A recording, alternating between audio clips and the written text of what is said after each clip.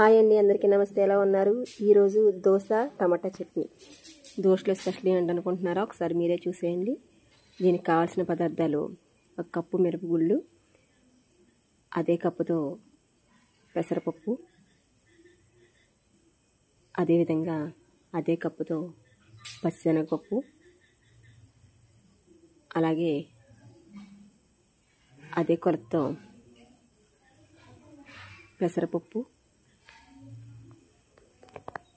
అలాగే finally 1 cup బియ్యం, అలాగే అరకప్పు ఎర్రకందిపప్పు.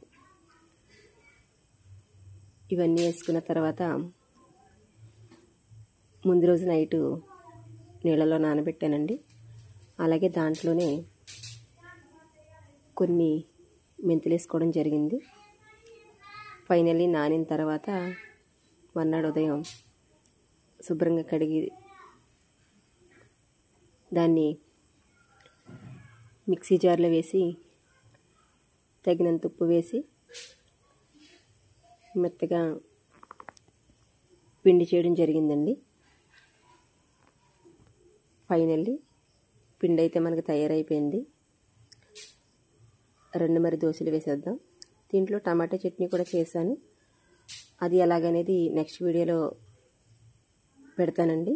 ఇప్పుడైతే దోశలు రెడీ అవుతున్నాయి వేడివేడిగా. ఒకసారి ఇలా మీరు కూడా ట్రై చేయండి. అన్ని రకాల పప్పులతోటి, పెసరపప్పు, పచ్చిశనగపప్పు, కందిపప్పు, మినపగుళ్ళు. మా అమ్మాయి టమాటా చట్నీ వేసుకుని దోశలు అయితే టేస్ట్ చేస్తుంది. Once again thank you so much అండి. మీరు కూడా ఒకసారి ట్రై చేయండి.